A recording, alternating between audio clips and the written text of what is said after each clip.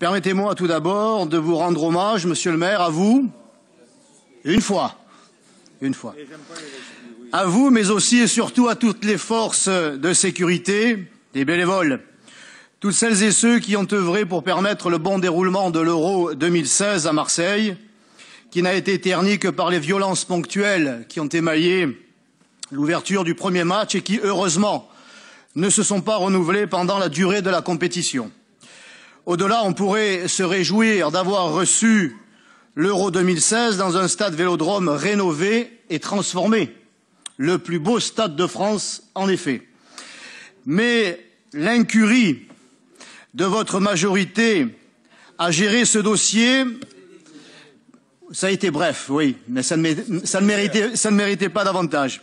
Mais par l'incurie de votre majorité à gérer ce dossier, le coût de cette opération s'avère insupportable pour les finances de la ville et pour celles des Marseillais.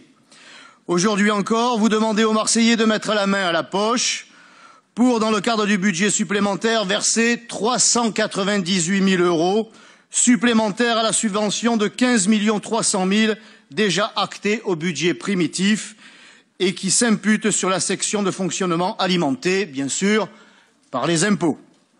Vous avez choisi de recourir au partenariat public-privé pour la rénovation du stade Vélodrome. Pourquoi pas?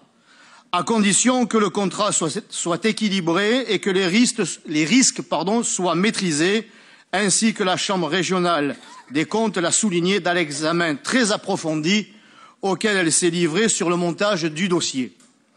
C'est évidemment bien loin d'être le cas et dans cette affaire, vous avez bradé les intérêts des Marseillais et plombé pour longtemps les finances de la ville, pourtant déjà bien malades. Rappelons quelques exemples significatifs de la gestion calamiteuse de ce dossier. La rémunération des actionnaires par le biais des intérêts servis à la dette subordonnée a alourdi la facture de 93 millions € sur la durée du contrat. 93 millions €, voilà qui en fait ou qui pourrait en faire des policiers municipaux. Le montant des recettes garanties évolue 2 fois moins vite que celui des charges d'exploitation et le loyer versé par l'OM est très inférieur à l'évaluation qu'en a fait la Chambre. La ville de Marseille n'a pas anticipé le contenu de la convention de mise à disposition dès la signature du contrat de partenariat public-privé, ce qui l'a placé dans des conditions de négociation défavorables. Négociée en 2014, la redevance à la charge du club résident a été fixée à 4 millions par an, alors que la Chambre l'avait évaluée au prix du marché à 8 millions. Et cerise sur le gâteau, si je puis dire, la part variable de la redevance est fixée à 20% de la recette billetterie au-delà de 20 millions € et non pas, comme c'est l'usage, sur le chiffre d'affaires du club. Si j'ajoute que depuis quelques années, les recettes de billetterie n'ont pas dépassé les 20 millions €, mais que l'OM a touché 41 800 000 de droits de retransmission télévisés, chacun peut mesurer l'ampleur de la faillite pour les finances communales, ainsi que l'ampleur de votre amateurisme dans ce qui n'est plus convenu d'appeler une négociation, mais une capitulation. À croire que ce stade, connu pour être le stade de la fumette, ait fait perdre toute notion et toute raison à votre adjoint aux finances.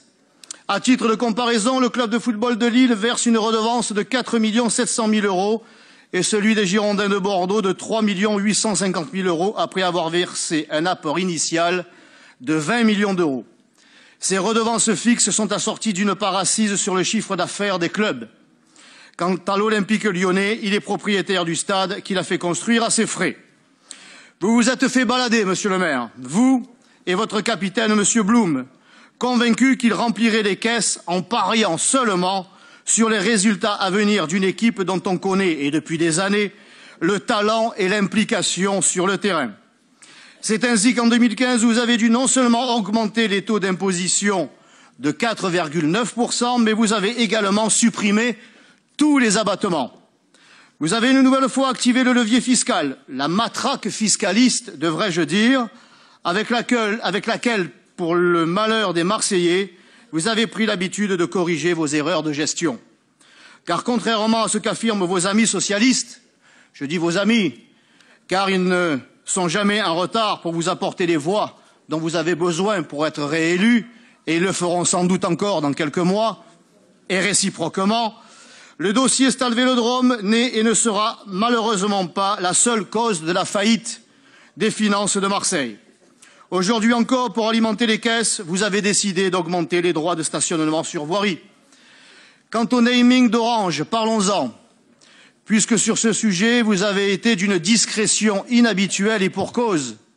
Loin de soulager les finances de la ville du poids de la redevance versée au constructeur Arema, les 2 millions d'euros annuels du naming seront versés par Orange à Arema.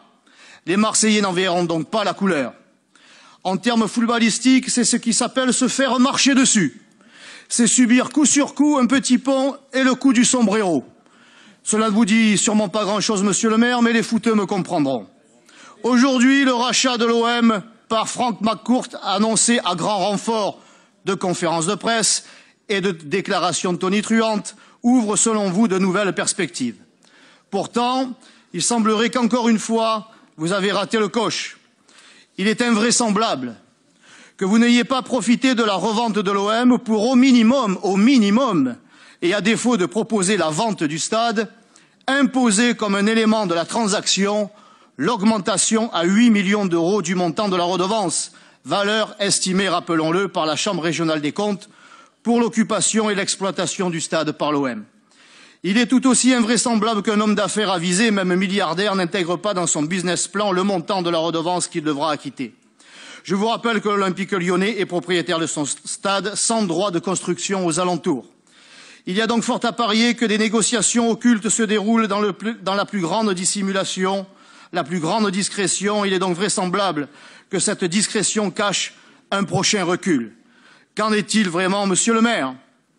Combien d'écoles, de gymnases, de piscines, de policiers municipaux, de stades aurions-nous pu financer si vos super experts de la négociation n'avaient été si mauvais en tout? Je le répète, je ne suis pas opposé au développement de l'attractivité de Marseille à condition que ce ne soit pas au détriment des finances de la collectivité et de la satisfaction des besoins quotidiens, élémentaires, essentiels et légitimes des Marseillais.